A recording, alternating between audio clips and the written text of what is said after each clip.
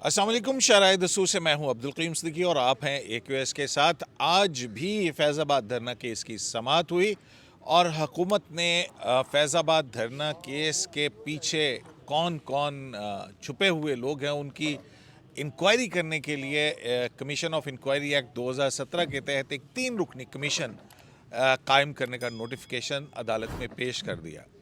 आज अदालत में शेख रशीद भी जो है वो पेश हुए और ख़ासे चीफ जस्टिस पाकिस्तान काजी फायजीसा बरहम भी नज़र आए और वो नज़रसानी दरख्वास्तें किसके कहने के ऊपर दाखिल की गई और उनसे ये कहते रहे, पूछते रहे उन शेख रशीद के वकील से कि आपका क्लाइंट जो है वो 100 साल भी ये बात नहीं बोलेगा। वैसे जलाओ घिराओ के नारे मार कर ये हीरो बनते हैं और फिर जब वक्त आता है तो भाग जाते हैं, ये सच नहीं बोलेंगे। बहरहाल एक ये भी है और दूसरा हम ये देखना आज बात करेंगे कि क्या जनरल फैज़ हमीद के ख़िलाफ़ या उनकी गर्दन के गिर्द जो है वो रस्सा कसा जा रहा है, मतलब कि बांधा जा रहा है उनको, या जनरल फैज़ हमीद जो हैं वो उनको कुछ नहीं होने वाला। तो बड़े अहम चीज़ें हैं। फिर अदालत में जब समाअत ख़त्म हुई तो उसके बाद शेख रशीद बाहर निकले तो मतीउल्लाह जान और दीगर सहाफ़ियों के सवालात भी हुए उनसे, उस पर भी बात करेंगे। तो मेरे साथ हैं जनाब मतीउल्लाह जान और हसनात मलिक। मतीउल्लाह जान, ये जो मुझे समझ नहीं आ रही कि सुप्रीम कोर्ट ऑफ पाकिस्तान जो है उसकी एक जजमेंट है, जजमेंट पे रिव्यूज़ आज तो तकरीबन तमाम ही डिसमिस हो गए। सिर्फ मासवाए ECP की एक रिपोर्ट आनी है जो 15 दिन के बाद, जिसमें तरीक़े लब्बैक की जो के हवाले से जो सुप्रीम कोर्ट ऑफ पाकिस्तान की डायरेक्शंस थी उनकी रिपोर्ट आनी है। तो सुप्रीम कोर्ट तो अपने फैसले पर अमल दरामद करना है तो वो तो या तो एग्जीक्यूटिंग कोर्ट्स जो हाई कोर्ट्स हैं, ठीक है। तो ये कमीशन ऑफ इंक्वायरी एक्ट बनाने की क्या वजह समझ आती है? देखें, ये आपका सवाल दुरुस्त है और इस सवाल का जवाब सुप्रीम कोर्ट ने भी नहीं दिया कि अगर 4 साल से उनके फ़ैसले पे अमल दरामद नहीं हुआ तो अब मज़ीद 2 महीनों में वो अमल दरामद कमीशन ऑफ इंक्वायरी कैसे करेगा, क्योंकि ये अमल दरामद हुकूमतों ने करना था। सुप्रीम कोर्ट ने 2019 के फ़ैसले में ये कहीं नहीं कहा था कि एक कमीशन ऑफ इंक्वायरी एक्ट बनाया जाए। ये बाद की कार्रवाई है जिसमें अटॉर्नी जनरल ने एक पेशकश की थी कि हम एक कमीशन ऑफ इंक्वायरी एक्ट बना लेते हैं और बज़ाहिर इस कमीशन ऑफ इंक्वायरी के ज़रिए उन लोगों को आइडेंटिफाई किया जाएगा, शनाख्त किया जाएगा, उनकी निशानदेही की जाएगी जो या तो इस धरने को मुनज़्ज़म करने में, ऑर्गेनाइज़ करने में मुलव्वस थे या फिर इस धरने के ज़रिए कुछ सियासी मकासद हासिल करना चाहते थे। तो ये काम तो सुप्रीम कोर्ट के फ़ैसले में तय हो चुका था। अब 4 साल बाद तो अफवाज पाकिस्तान को, वफाकी हुकूमत को, इलेक्शन कमीशन को, पेमरा को, इन लोगों को ये बताना था कि उस फ़ैसले के ऊपर अमल दरामद कितना हुआ है, ना कि वो 4 साल बाद आके ये कहते कि अब हमने कमीशन, अब भाई जो इंक्वायरी या हक़ाइक़ सुप्रीम कोर्ट अपने जजमेंट में ला चुकी है, अब क्या कमीशन ऑफ इंक्वायरी एक्ट जो है उस जजमेंट में दिए गए हक़ाइक़ के मुनाफी कोई हक़ाइक़ ला सकता है सामने, या उसकी डायरेक्शंस के खिलाफ? क्या कमीशन ऑफ इंक्वायरी ये करार दे सकता है कि इस धरने के पीछे कोई भी मुलव्वस नहीं था, कोई भी अफवाज पाकिस्तान का अफसर या एहलकार मुलव्वस नहीं था, या जो पेमरा था उसने सब काम दुरुस्त किए, या जो नज़र, क्या उस फ़ैसले के बाद उस फ़ैसले के बरखिलाफ़ जो है एक सुप्रीम कोर्ट के फ़ैसले के मुनाफी कोई फाइंडिंग, ये कमीशन ऑफ इंक्वायरी एक्ट जो है वो कमीशन ऑफ इंक्वायरी कोई फाइंडिंग दे सकता है? ये अब सवाल है और मुझे खुद हैरानी है कि सुप्रीम कोर्ट अपने फ़ैसले पे अमल दरामद करवाने की बजाय खुद ही अपने फ़ैसले के ऊपर अब उन्होंने एक कमीशन ऑफ इंक्वायरी बिठाने पे राज़ी, हुकूमत का कमीशन इंक्वायरी उसको मान लिया है।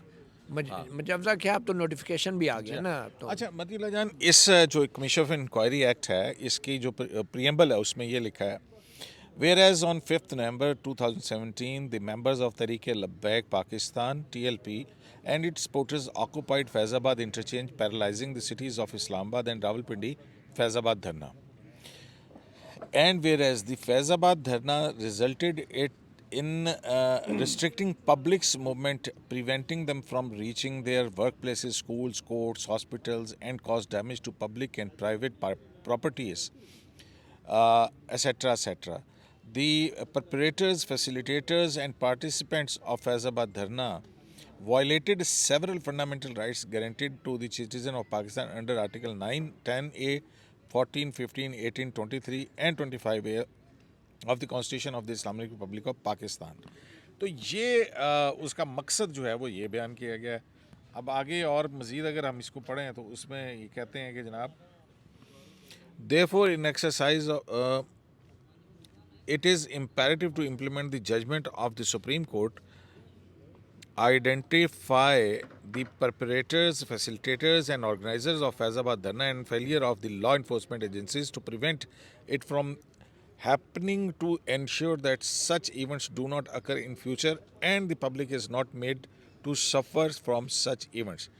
Therefore, in exercise of powers conferred under Section 3 of the Pakistan Commission of Inquiry Act, the federal government is pleased to constitute an inquiry commission to probe into and identify the persons responsible for Faizabad Dharna and recommend legal action against them. और commission जो है वो सैयद अख्तर अली शाह, ताहिर आलम ख़ान साबिक IG Islamabad, खुशहाल Khan additional secretary ministry of interior.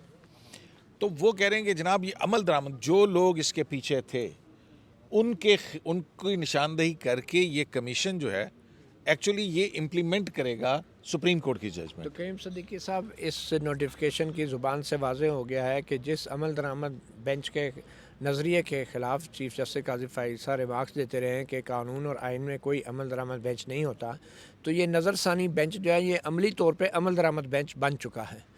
और मैं नहीं समझता कि अब सुप्रीम कोर्ट को 4 साल बाद जो है इस कमीशन की तश्कील पे राज़ी हो जाना चाहिए था। ये सुप्रीम कोर्ट का आइन और कानून के तहत कोई अख्तियार नहीं है कि बजाय इसके कि अपने फ़ैसले पे अमल दरामद के ऊपर पेशरफ्त रिपोर्ट मांगे और तौहीन अदालत की कार्रवाई शुरू करें इन अदारों और अफराद के ख़िलाफ़ जिन्होंने अमल दरामद नहीं किया। आप एक कमीशन के लालीपाप के ऊपर राज़ी हो गए हैं। ये सुप्रीम कोर्ट का ये अख्तियार था ही नहीं, अब अमली तौर पर ये खुद ही अमल दरामद बेंच बन चुके हैं। अच्छा, अदालत आज ये कह रही थी कि ये फेडरल गवर्नमेंट की जिम्मेदारी है, हमने तो ऑर्डर दे दिया था और उसमें मिनिस्ट्री ऑफ डिफेंस और दीगर जो हुकूमती इदारे थे उन्होंने भी कहा कि हम रिव्यू दाखिल नहीं कर रहे हैं। अब हुकूमत की तरफ से ये प्रपोज किया गया, तो ये कमीशन जो है ये क्या मतलब फैक्ट फाइंडिंग करेगा, फैक्ट फाइंडिंग करके लीगल एक्शन प्रपोज करेगा, तो फिर उसके बाद जो है ये कमीशन की रिपोर्ट जो है वो चैलेंज भी हो सकती है। लेकिन कयूम साहब पहले तो ये बताएं ये इम्प्लीमेंटेशन बेंच है, ये क्या है? ये तो रिव्यू बेंच है ना, रिव्यू जुरिस्डिक्शन में बैठे हुए ना। नहीं, रिव्यू है, रिव्यू विड्रा हो गए हैं।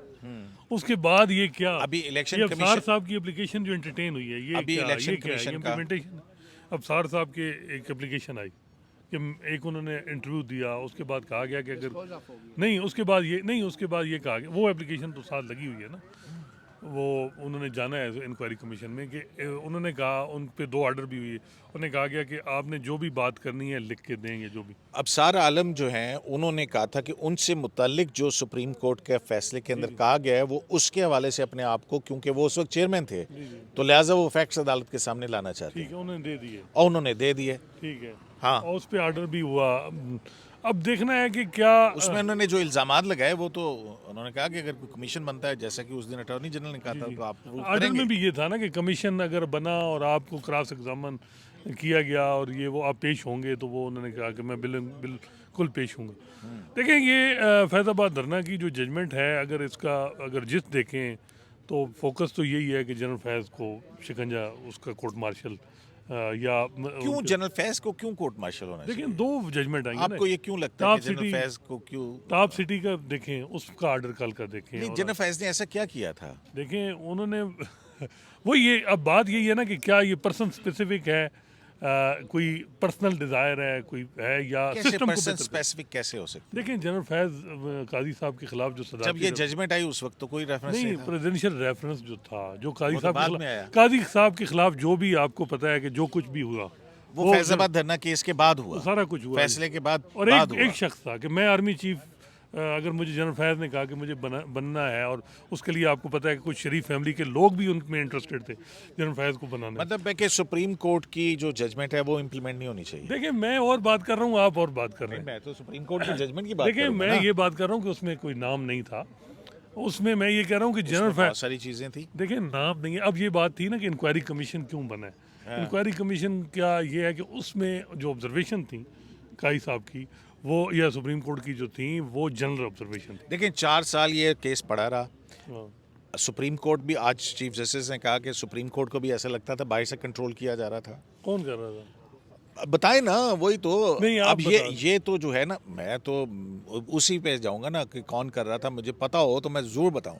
नहीं आप लेकिन 2019 से 2023 तक कौन था? नहीं ड्राइविंग सीट पे कौन था? ड्राइविंग सीट पे तो आपकी पाकिस्तान तहरीक इंसाफ की हुकूमत थी। नहीं मैं कह रहा हूँ कि तहरीक इंसाफ और तो अब तहरीक इंसाफ की PDM हुकूमत चल रही थी बाजवा साहब और वैसे जनरल फैज के अगर साथ। क्यूम साहब अगर ये बताएं और कि- जनरल फैज हर तरफ शॉट्स कॉल कर रहे अच्छा, थे। ये बताएं वो कि- जमीनों पे कब्जे भी ये कर रहे बताएं थे। कि- वो मतलब मुबैना एक, तौर एक के और ऊपर। सवाल मुझसे हाँ, कि जस्टिस इजाजुल एहसन 1 साल बाद चीफ जस्टिस पाकिस्तान बन रहे हैं, ठीक है। और वो ये कमीशन बनाए कि जी पीडीएम गवर्नमेंट ने जो धरना सुप्रीम कोर्ट के बाहर बिल्कुल बनाए, बिल्कुल उसकी बनाए, financing बिल्कुल बनाए, बिल्कुल बनाए। पहले जो है वो जो अपना इजाजुल एहसन साहब कोई ऐसा फैसला तो दें। ये है उन्होंने फौजी अदालत 43 साल कानून उड़ा के रख दिया है। आप इधर से उधर चले जाते हैं फौजी अदालतों वाले, उसके अंदर तो कहीं नहीं है। नहीं वो देखें उन्होंने अगर मौजूदा एग्जिस्टिंग सूरत हाल में देखें तो जस्टिस इजाजुल एहसन के बड़े फैसले हैं। एक तो उन्होंने इलेक्शन पंजाब असेंबली कह के रहे हैं कि सुप्रीम कोर्ट को अपने फैसले पे अमल दरामद नहीं कराना चाहिए। सर मैं कह रहा हूँ कि जजमेंट इम्प्लीमेंटेशन, ये इम्प्लीमेंटेशन बेंच है या क्या है, मुझे ये बताएं। ये एपलेट जुरिस्डिक्शन में बैठा हुआ है। नहीं ये जो ऑर्डर पास हो रहे हैं और 2 हफ्ते बाद हेयरिंग, 2 महीने बाद हेयरिंग होगी, हाँ। तो इसको हम इम्प्लीमेंटेशन बेंच ही कहेंगे ना। कैसे? मुझे तो नहीं लिखा वहाँ पे, तो रिव्यू नहीं लगे ये हुए हैं। नहीं रिव्यू अब खत्म हो गए ना, सबने वापस ले लिए। नहीं, इलेक्शन कमीशन का भी है।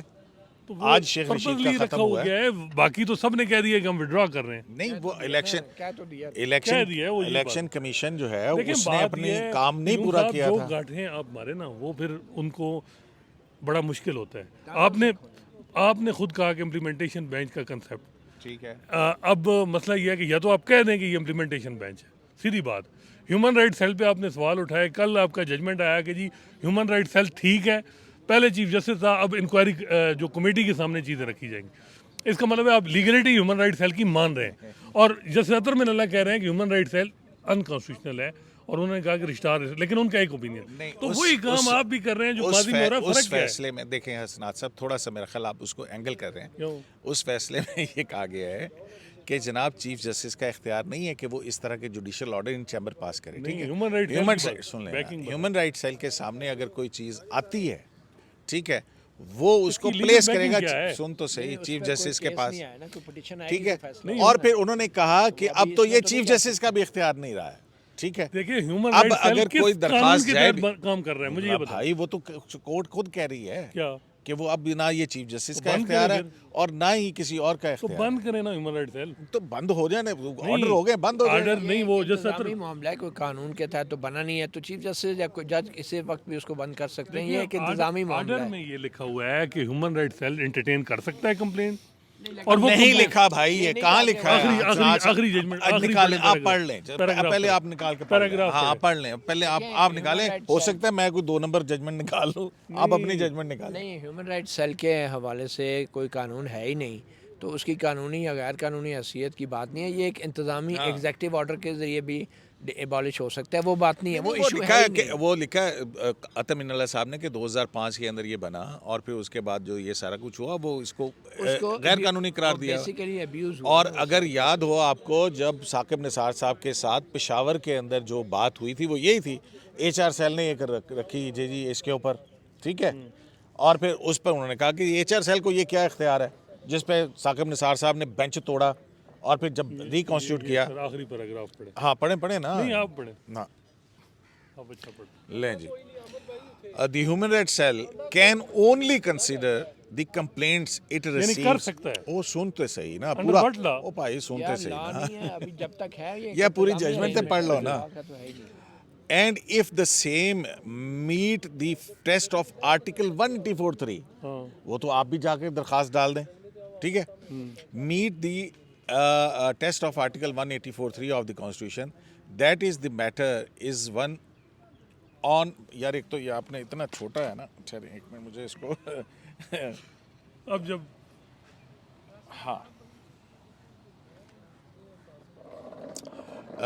same test of one Article 183 of the Constitution, that is the matter is one of the public importance with reference to enforcement of any of the fundamental rights, put it up for consideration of the Chief Justice of Pakistan, and the Chief Justice in chamber could only direct that it be numbered and put up for consideration in court. However, since the practice and promulgation of the Supreme Court Practice and Procedure Act 2023, the Chief Justice has lost even this power, as now the committee under Section 2(1) of the Act comprising of the Chief Justice and the next two senior judges will determine।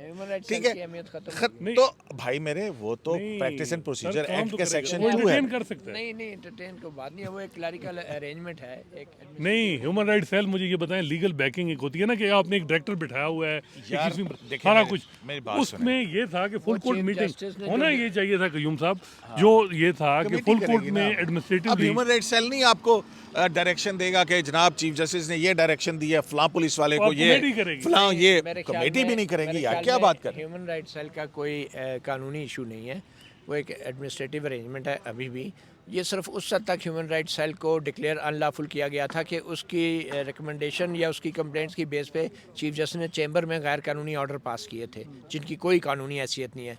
तो human right cell तो कल administratively ख़त्म हो सकता है, उसके कोई legal हैसियत नहीं है, वो रजिस्ट्रार के अंडर ही बेसिकली काम कर रहा है और एक एडमिनिस्ट्रेटिव अरेंजमेंट है। इसलिए ये कहना कि उसको कोई कानूनी इसके अंदर ये भी लिखा हुआ है कि ये फुल कोर्ट मीटिंग के सामने खोसा साहब के पेश होना था, लेकिन उसके बाद कोई फुल कोर्ट मीटिंग नहीं हुई और उसके सामने इसकी कोई मंजूरी नहीं के सामने भी कोई जरूरत नहीं है, क्योंकि ये किसी रूल के तहत बना ही नहीं है, कोई सुप्रीम कोर्ट रूल में है ही नहीं। और उसको एडिशनल नोट जो है टर्मिनल साहब का, वो इसको स्क्रैप कर रहे हैं। सुप्रीम कोर्ट के फैसले पे है ना फैजाबाद इम्प्लीमेंटेशन के, मैं इसमें जरूर कहूँगा कि साहब कहते हैं कुछ उंज भी रामा औखिया सुन, कुछ दिल विच गमा दा तोक भी सी, कुछ शहर दे लोग भी जालम सुन, कुछ सानू मरन दा शौक भी सी। ये जो एक फैजाबाद धरना केस का फैसला था, ये फैसला भी बड़ा वेग था, सच्ची बात आपको बताऊं। इसमें आपने रिव्यू नहीं दाखिल किया? नहीं वेग था, मैं क्यों रिव्यू करता, मैं आप मुझसे तज्जिया करवाए ना, रिव्यू ना करवाए ना, आप इधर रजिस्ट्रार ना बने ना। अच्छा ये मैं ये कह रहा हूँ कि वो फैसला भी बड़ा वेग था, भाई आपने डायरेक्शन दे दी, चलें जो भी दे दी, लेकिन इस वेग फैसले में भी क्योंकि सुप्रीम कोर्ट का फैसला था तो वजारत दिफा को एक रिपोर्ट जमा करानी चाहिए थी, कम से कम 4 साल बाद करा देते कि भाई हमने ये एक इंक्वायरी की थी, हमें ये अफसरान मुलवस पाए गए या कोई मुलवस नहीं पाया गया, कुछ तो होता ना। उन्होंने इस वेग फैसले पर भी अमल दरामद करने के लिए कागजी कार्रवाई तक नहीं की, तो ये भी मैं समझता हूँ बड़ा कंटेम्पचुअस है। और हमें ट्रक की बत्ती के पीछे अब हुकूमत लगा रही है कमीशन ऑफ इंक्वायरी के ऊपर, और दूसरी बत्ती जो है ट्रक की जो है वो सुप्रीम कोर्ट की कार्रवाई है जो अब हो रही है। वैसे मतीला जान, हम ये देखते हैं कि पिछला ऑर्डर भी जो सा था, ये जिस ऑर्डर की हम बात करें कि ह्यूमन राइट सेल के अंदर वो थी जाहिदा असलम जो हैं उनकी दरख्वास्त थी ना, ठीक है ना, जिस पे साकिब निसार के वो किए, ठीक हो गया। एक तो ये हो गई बात कि एक चीफ जस्टिस जो है वो इस तरह के फैसले करता है बादशाह की तरह से, ठीक है, और फिर आप सिंपल लिख देते हैं कि ये इसकी कोई कानूनी हैसियत नहीं है। अच्छा जी, वो तो चीफ जस्टिस साहब ने जो किया घर चले गए। फिर उसके बाद जो है वो चीफ जस्टिस मुल्क का कहता है कि सुप्रीम कोर्ट क्या बाहर से कंट्रोल हो रही थी। भाई सुप्रीम कोर्ट इस वक्त आपके कंट्रोल के अंदर है, तो अपनी उन चीज़ों की क्या आप इंटरनल को इंक्वायरी नहीं बिठा सकते? असल ये भी आप वो उधर कह देते। अगर जनरल फैज ने सुप्रीम कोर्ट को कंट्रोल किया है और जिन जिन लोगों से भी जो भी, तो ये भी तो इंक्वायरी इंटरनल होनी चाहिए आज। वैसे ये होनी चाहिए ना, मैं यही तो कह रहा हूँ ना। जो कह रहे हैं कि सिर्फ रिमार्क्स और ऑब्जर्वेशन तक बात नहीं है। जस्टिस मंसूर अली शाह साहब की सरबराही में एक इंक्वायरी कमेटी बिठा देनी चाहिए। नहीं, मंसूर अली शाह क्या, कोई और भी चीफ जस्टिस नोटिफिकेशन ही जारी कर दिए आपने तो नाम मंसूर अली शाह साहब का, सीनियरिटी के हवाले से कह रहा हूँ ना मैं, इसलिए नहीं। तो मुनीब साहब क्यों नहीं है? मुनीब साहब क्यों नहीं? मुनीब साहब सीनियरिटी में उनसे जूनियर है ना, अपनी इंक्वायरी खुद करेंगे। हाँ, इजाजुल एहसन साहब या मुनीब अख्तर साहब, चलिए मुजाहिर नकवी साहब की सरबराही में बना दें। क्या भाई, जनरल फैज का असल रसूख जुडिशल प्रोसीडिंग में मैनिपुलेशन होती रही माजी में 2018 से लेके 23 तक होता ये रहा ना कि उसमें क्या जो जनरल फैज का रोल और हाई कोर्ट और सुप्रीम कोर्ट में, इस हवाले से इंटरनली आप कहते हैं कि कोई ना कोई इंतजामी तौर पे या सुप्रीम कोर्ट को एक स्टेप लेना चाहिए कि इन चीज़ों को प्रोब। देखिए ना, काजी फैज साहब मुसलसल कहते रहे हैं कि जनाब जो है वो 4 साल तक ये रिव्यू नहीं लगा, हम भी जवाब दें, हम भी अकाउंटेबल हैं, आज भी उन्होंने कहा। फिर इसके अलावा और भी बहुत सारे केसेस हैं कि जो नहीं लगते रहे हैं। जनरल परवेज़ मुशर्रफ का केस नहीं लगा, हालांकि बदयाल साहब का अपना ऑर्डर था। तो ये कौन था जो बाहर से कंट्रोल कर रहा था? और रजिस्ट्रार तो वफाकी हुकूमत के आया करते थे। शौकत सिद्दीकी साहब का एक स्टेटमेंट भी है ना कि मुझे बुला के जो जनरल फैज़ ने जो भी जुडिशल प्रोसीडिंग मैनिपुलेट करने पे उनके सीरियस एलिगेशन है, वो पिटीशन भी है, वो भी टेकअप होनी चाहिए। तो ये चीज़ें तो हैं कयूम साहब। कयूम, मेरे ख्याल में ये जो कमीशन है अगर जनरल फैज़ को बुलाता है तो वो इनसे ये ज़रूर सवाल कर सकता है कि आपने बुलाएगा? हाँ, तो वो उनसे पूछ सकता है कि आप और किन किन अदालती मामलात में मुदाखलत करते रहे, किस तरह मैनिपुलेशन करते रहे, अदालतों को कंट्रोल करने की कोशिश करते रहे। पहले आप हाई कोर्ट में जस्टिस सिद्दीकी को मिले, अब आपने सुप्रीम कोर्ट में नज़रसानी दरख्वास्तें ज़बरदस्ती दायर करवाई, फिर वापस करवाई। तो ये सारे सवालात जनरल फैज़ से उस वक्त हो सकते हैं और नई चीज़ें सामने आ सकती हैं। चीफ़ जस्टिस काजी फ़ैज़ ने ये जो आज कार्रवाई की है, मुझे ऐसा लगता है कि चीफ़ जस्टिस साहब सिर्फ एक चीज़ चाहते हैं। उन्हें कोई किसी को शायद जेल में जाता देखना भी वो नहीं चाहते। वो ये चाहते हैं कि जो वो बार बार कह चुके हैं, the truth will set you free. वो ये कहते हैं कि एक कमीशन बैठे, उसकी ओपन कार्रवाई हो, पब्लिक के सामने मीडिया को एक्सेस हो और ये सारे बड़ी बड़ी शख्सियात उस कमीशन के सामने पेश होकर सच बोलें। ये एक ट्रूथ एंड रिकन्सिलिएशन कमीशन जो है एक डिफरेंट एक ब्रांड के तौर पे आप सामने काजी फ़ैज़ लाना चाह रहे हैं। और अगर ये सारे हक़ाइक़ जो हैं इनकशाफ़ात एक दफ़ा रिकॉर्ड पे आ जाते हैं किसी भी कमीशन के, तो मेरे ख्याल में चीफ़ जस्टिस काजी फ़ैज़ ही नहीं बल्कि हम सब और एक हमारा मुआशरा, हमारी कौम भी कम से कम इतनी मुतमईन हो जाएगी कि जो कुछ माजी में हुआ वो सच सामने आ गया है। And this is why chief justice बार बार कह रहे हैं the truth will set you free.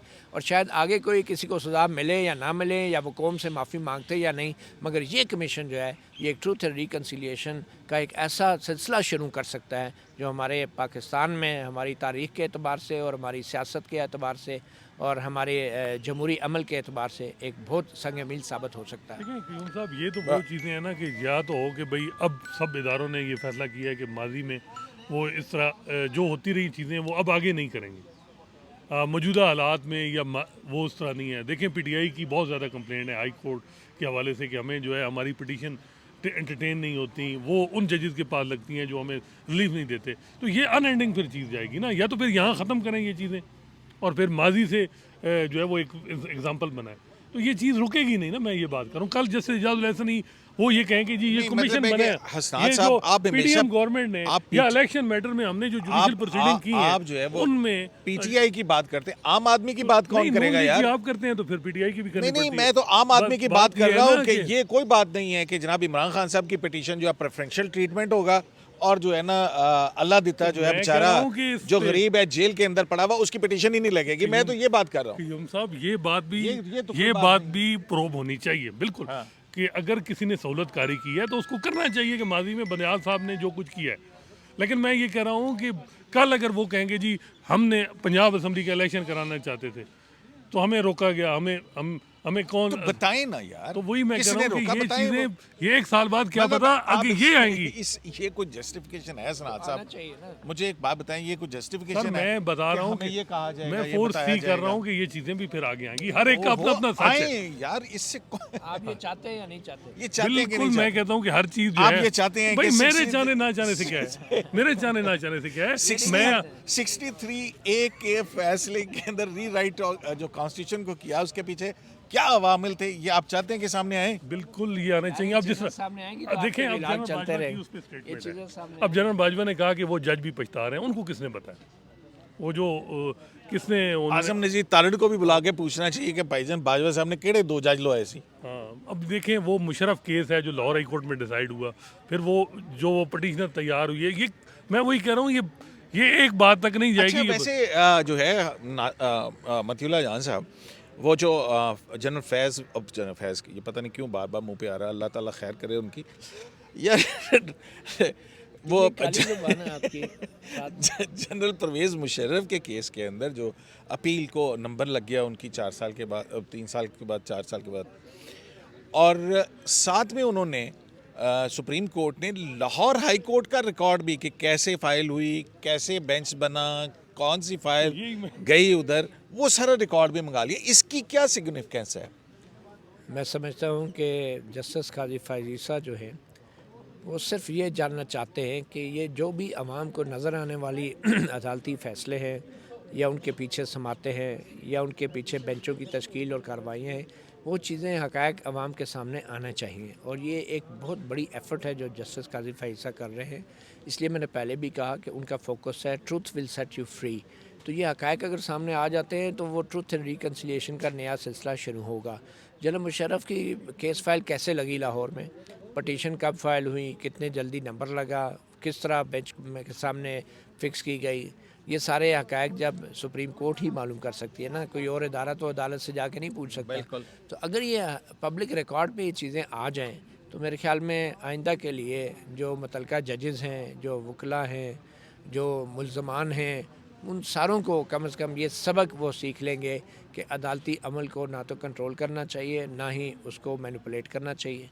तो ये एक बड़ा ज़रूरी है और चीफ जस्टिस काज़ी फ़ाइज़ा ये सारे हक़ाइक़ जानने की कोशिश कर रहे हैं जो आवाम को नज़र काज़ी नहीं फ़ाइज़ आते। सच जानने की कोशिश करें या आवाम के सामने सच लाने की कोशिश बिल्कुल करें। यही बात है। तो जनाब हसनात साहब, सच आपको जो है ना मेरा ख्याल सेट है यू फ्री। मैं वही कह रहा हूँ कि बिल्कुल इतराज़ है कोई नहीं, आपको? मुझे तो यही है कि पूरा पूरा सच, कहीं ऐसा ना हो कि मैं वही अच्छा, बात वैसे करूँ 1 साल बाद कोई और दो आधा- महीने की जो काजी साहब के बतौर चीफ जस्टिस कारकर्दगी का आपने तकाबली जायजा लिया है, उसमें आपने, मैं देख रहा था आपका व्लॉग, आपने उसके अंदर एक बात नहीं, की बड़ा बड़ा गौर से देखते कि हैं आप डिप्टी बड़े वीडियो। भाई देखें, आप ये इतने आपके अहम वज़ात आदमी को हैं, सुनते भी हैं और आपको गौर से देखते भी हैं। देखते भी हूँ।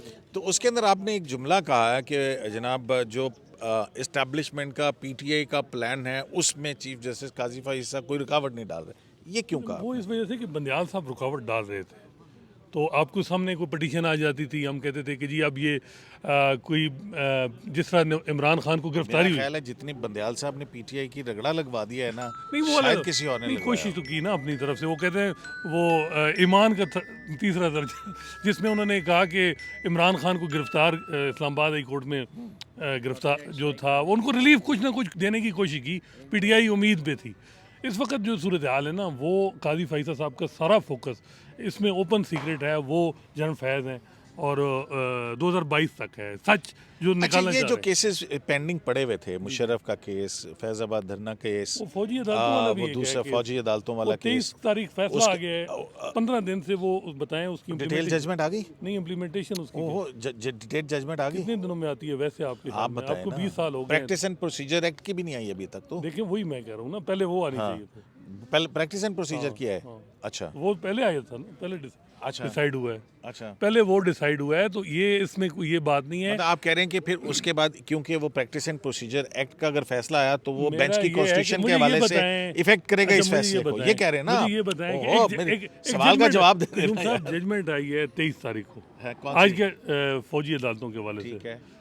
कानून भी उड़ गया, सारे वो लोगों की 40 कहा साल गया पुराना कि कानून अच्छा आ गया। अब ये बताएं उनकी कस्टडी उन कुलभूषण लोगों को फायदा देने के कस्टडी लिए। और उस फेट उनका क्या है, उन 103 लोगों का 103 लोग जो कस्टडी में हैं, किसकी कस्टडी में है? तो इन्होंने कहा कि उनको फौरन छोड़ा नहीं, जाए। डायरेक्शन आ गई है। क्या छोड़ने की डायरेक्शन आई है? नहीं, अब उसके बाद क्या है, उसका ये है कि सिंपल ला के उसको प्रोसीड करें।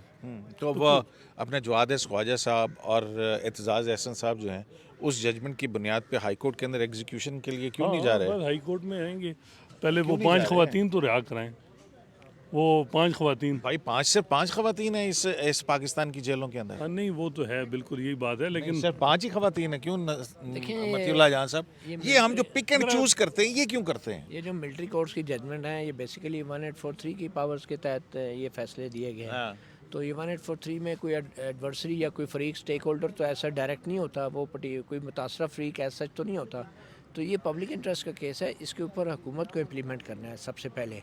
इसमें कोई मुतासरा फरीक जाके इम्प्लीमेंटेशन जो है के लिए वो क्या कहेगा। और दूसरी बात कंटेम्प्ट डालें, मतलब कंटेम्प्ट डालें, कंटेम्प्ट मूव करें लेकिन ना। एक बात ये है कि आपके एतजाज़ एहसन कंटेम्प्ट मूव एक करें, बात- आपके जवाद ख्वाजा साहब कंटेम्प्ट मूव एक करें बात ना। तो ठीक है ना कि फाइनलिटी जो है वो तब होगी जब अपील डिसाइड होगी, ठीक। और फाइनलिटी उसमें आप वकील स्टे भी- ऑर्डर जब तक ना हो, जब तक स्टे ऑर्डर ना हो रिव्यू के अंदर, तो आप अमल दरामद नहीं रोक सकते। और यही बात समझने वाली है। और फैज़ाबाद धरना केस में भी यही सवाल था कि 4 साल गुजर गए, अब कमिश्नर इंक्वायरी एक्ट बन गया और सुप्रीम कोर्ट ने भी मान लिया। तो अपने अहकामात का खुद आप मजाक उड़ा रहे हैं अगर कि 4 साल ये भी नहीं पूछ रहे किसी से कि भाई कौन ज़िम्मेदार है इस पर अमल दरामद ना करने का। आपने कमीशन ऑफ इंक्वायरी एक्ट के अंदर भी इम्प्लीमेंटेशन का कौन ज़िम्मेदार था और किसने नहीं की वो भी नहीं डाला आपने TOR में कि 4 साल से किसने जो है इस जजमेंट पे अमल दरामद नहीं होने दिया। हुकूमत वो ने नहीं कहा डाला। तो है ना कि जी 4 साल जो केस लगे नहीं और यकदम रिव्यू जो फाइल वो हो तो गई। काजी साहब वो ने एक चीज़- वो बेंच वो की एक तरफ चीज़ से नहीं ये है, वो ऑब्जर्वेशन भी आई different थी, हम देखते हैं कि ये महज एक आई वॉश है या कि वाकईतन कोई मिसाल जो है वो कायम होगी। तो मौका दे दें मतीला जान साहब 60 दिन का देखिए, हुकूमत को। मुझे तो ये कोर्ट के पास मुझे जजमेंट ये तो है, वो इम्प्लीमेंट कराना भी मुझे- फिर जानती है। मुझे तो ये सिर्फ कमीशन आई वॉश नहीं लगता, ये पूरी अदालती कार्रवाई भी आई वॉश ही लग रही है। हाँ, दस। हाँ, बस अब आपको भी लग रही है? नहीं मैं तो ये पूछ रहा हूँ कि ये इम्प्लीमेंटेशन बेंच है या क्या है ये, क्योंकि इम्प्लीमेंटेशन बेंच पे खुद ही सवाल उठाया जस्टिस काजी फैज से। मेरा ये है कि ठीक है फिर इम्प्लीमेंटेशन बेंच बना दें इसको, इसकी तहत जुरिस्डिक्शन का इजाजुल हक का जो है वो हुआ, नहीं ये उसका तो फैसला देखिए किया उसका। डेलिबरेट एक वो खुद ही सब ने कहा जी कह दिया है कि हम विड्रॉ कर रहे हैं रिव्यू।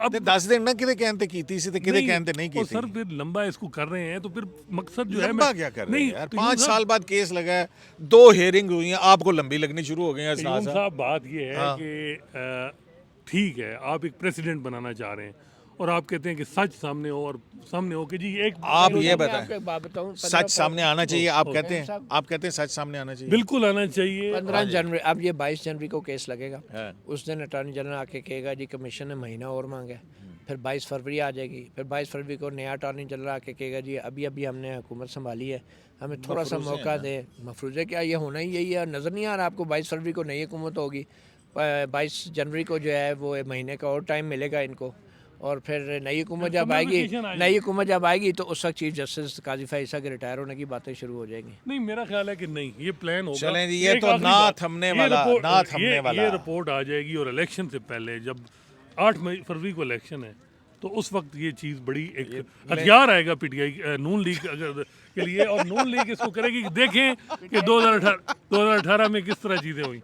ये हथियार नून लीग या पार्टी के लिए नहीं है, अवाम के हाथ में एक हथियार आएगा, उस देखिए, एस्टैब्लिशमेंट victim का अवाम अगर- अवाम अगर कुछ अवाम निकला- विक्टिम रही है नहीं, भाई, अगर अवाम कुछ विक्टिम निकला रही तो है। Judicial proceeding मिस गवर्नेंस हुई, देखिए- अदालत अब मुल्क तबाह बर्बाद हो गया, इकोनॉमी बढ़ गई, अगर कुछ मतलब सारा निकला तो- प्रोग्राम सारा बढ़ गया। अभी तो आप ये प्रोग्राम तो देखें बढ़ ही गया है ना सारा। अभी तो आप देखिए बताएं कि ये इधर जो मुल्क जो है वो इकोनॉमिकली कहाँ आके खड़ा हो गया। इस बराह रास्त मैं और आप इससे मुतासिर हुए ना। ये लेकिन अब अवाम देखें, को सच जानना ये चाहिए कि सारे नहीं। ताकतवर लोग पेश होंगे, इसका जवाब आप फिर खुद ही देख लेंगे। लेकिन जी बहुत सारे सवालात हैं जो 2018-19 में जो जुडिशियल प्रोसीडिंग मैनिपुलेट हुई उसकी विक्टिम तो नून लीग रही है ना। अगर ये चीज साबित हो जाती है और तो ये उसको सारा- विक्टिम ही रहने दें, नहीं तो उनको वो उठाएं फिर कह रहे गंदे हैं- नाले में फेंक दें। नहीं आप हाँ। पूरी सेंसिटिव जज्बाती हो जाते हैं। जज्बाती क्या मतलब है? हसनात साहब कहीं एक खड़ी जगह नहीं एक- मैं ये बात नहीं, कर नहीं, रहा सुनो, हूँ मेरी बात पूरी तो सुने सुन, मैंने कि पहले जो- मेरी अगर बात इसका आउटकम आ जाता है तो किसको फायदा होगा? देखें। आउटकम आ आप जाता है दोनों एक ही बात कर रहे हैं, ठीक बात कर रहे हैं, फजूल में बहस कर रहे हैं। वो दोनों तो कह रहे बिल्कुल हैं कि भाई ये रिपोर्ट सच आनी आना चाहिए, चाहिए सामने। हक़ाइक़ आना चाहिए, दोनों कह ठीक रहे है। हैं। आनी चाहिए। तो हाँ। फिर लड़ाई किस बात की? किस बात मैं की ये लड़ाई? बात कर रहा हूँ कि नवंबर के बाद एक कमीशन, ये एक प्रेसिडेंट तो बन जाएगी। आप बात नहीं, आप फिर तज्जिया जस्ट- कर रहे हैं, बस ठीक है।